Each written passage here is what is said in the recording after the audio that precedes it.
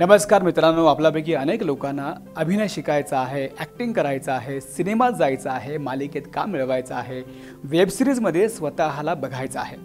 अनेकांची अनेक स्वप्न असतात. अभिनय क्षेत्रात पुढे जाऊन मोठं स्टार व्हायचं, अभिनेता व्हायचं आणि लोकांनी आपल्याला ओळखलं पाहिजे, आपला अभिनय लोकांपर्यंत पोहोचला पाहिजे असं वाटत असतं. मग प्रश्न उभा राहतो, मग यासाठी नेमकं करायचं काय?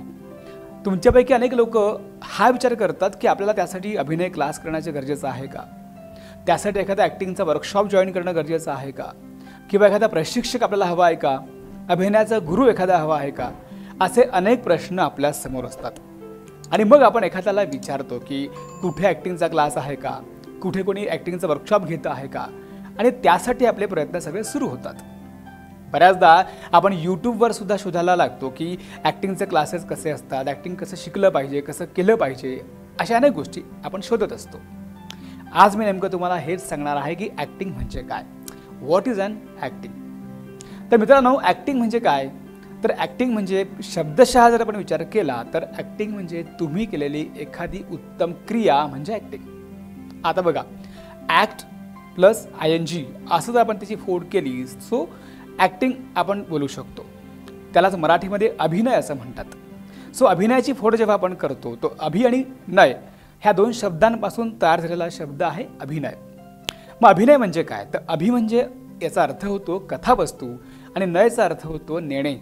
म्हणजे एखादी कथावस्तू, एखादी स्टोरी, एखादी घटना, एखादी गोष्ट लोकांच्या समोर घेऊन जाणे. नुसतं घेऊन जाणे नाही तर ती गोष्ट क्रमाने लोकांपर्यंत पोहोचवणे, लोकांना समजावून सांगणे, त्यालाच आपण अभिनय असं म्हणतो. आपल्यापैकी अनेक लोक एखादी गोष्ट, एखादा मेसेज एखाद्या मित्राला, मैत्रिणीला, नातेवाईकांना सांगत असतो. ते सांगताना बघा आपल्या चेहऱ्यावर आपसुकच वेगवेगळे भाव दिसतात. एखादा व्यक्ती आपण पाहिल्यावर लगेच म्हणतो की रागात आहेस का? एखाद्या व्यक्तीचा मूड खराब असेल, आपण लगेच म्हणतो की मूड खराब आहे का आज? एखाद्या व्यक्तीला आपण सहज प्रश्न विचारतो, फार टेन्शन दिसतंय. किंवा एखाद्या व्यक्तीला आपण म्हणतो फार खुश दिसतोयस, मज्जा आहे तुझी. असे अनेक प्रश्न, अनेक उत्तरं आपण स्वतः देऊन टाकत असतो. मुळात हे सगळं का होतं? कारण आपल्यापैकी जगातल्या प्रत्येक माणसाच्या चेहऱ्यावर हे सगळे भाव उमटलेले असतात. मग आता चेहऱ्यावर असलेले सगळे भाव उमटतात म्हणजे नेमकं काय होतं? तर आपला हा नैसर्गिक गुण, वैशिष्ट्य आपल्या सगळ्या माणसांचे आहेत, मानवाचे आहेत, की आपण आपल्या मनातले असलेले भाव चेहऱ्यावर आपसुकच न कळत व्यक्त करत असतो. मग आता ॲक्टिंग करणं म्हणजे वेगळं काय याच्यापेक्षा? तर ॲक्टिंग करणं म्हणजे याच्यापेक्षा वेगळं खरं तर काहीच नाही आहे. फक्त फरक इतकाच आहे की जेव्हा तुम्ही कॅमेरासमोर उभे असतात, जेव्हा तुम्ही ऑडियन्ससमोर उभे असतात, जेव्हा तुमच्यासमोर रसिक उभे असतात, बसलेले असतात, तेव्हा मात्र तुम्हाला एखादी गोष्ट त्यांना पटवून सांगण्यासाठी, समजावून सांगण्यासाठी थोडासा वेगळ्या पद्धतीने सादरीकरण तुम्हाला करावं लागतं. मग ते सादरीकरण करण्यासाठी तुमच्यामध्येच असलेले, तुम्हालाच येत असलेले सगळे भाव तुम्हाला थोडेसे प्रखररित्या समोर मांडावे लागतात, सादर करावे लागतात. त्यालाच आपण ॲक्टिंग असं म्हणतो.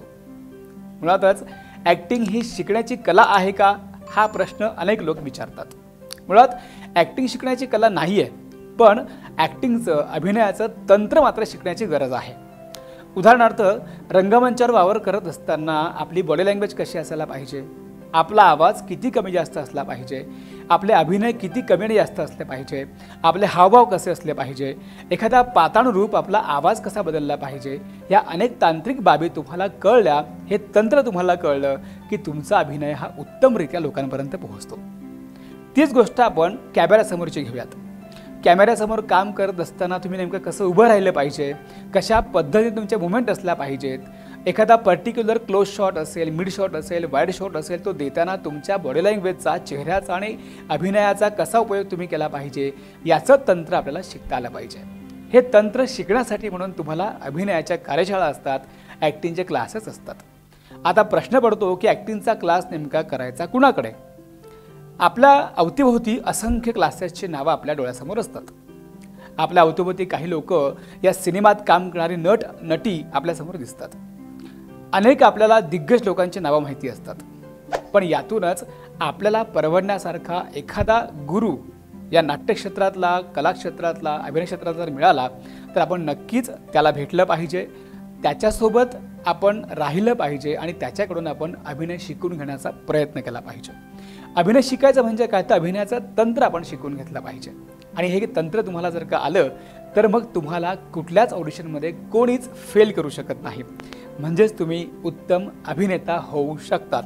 फक्त गरज आहे की तुम्हाला स्वतः अंतर्मनात ठरवण्याची गरज आहे की तुम्हाला खरंच अभिनय क्षेत्रात पुढे जायचं आहे का, अभिनय शिकायचा आहे का आणि अभिनयाचे काय काय फायदे आहेत, असे अनेक प्रश्न आहेत।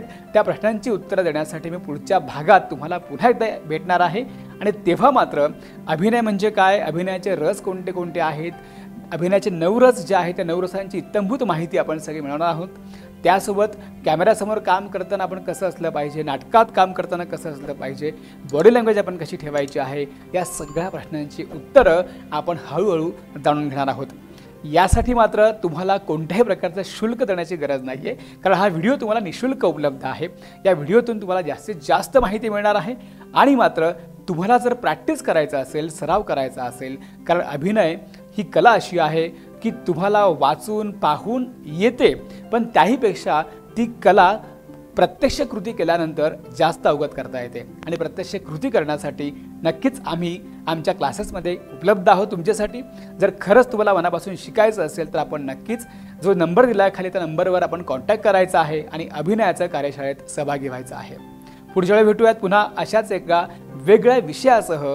तोपर्यंत बघत रहा सप्रेम मराठी आणि जर आपला व्हिडिओ आवडला असेल तर व्हिडिओ लाईक करा, शेअर करा आणि जास्तीत जास्त लोकांपर्यंत हा व्हिडिओ पोहोचवा आणि चॅनलला सबस्क्राईब करा।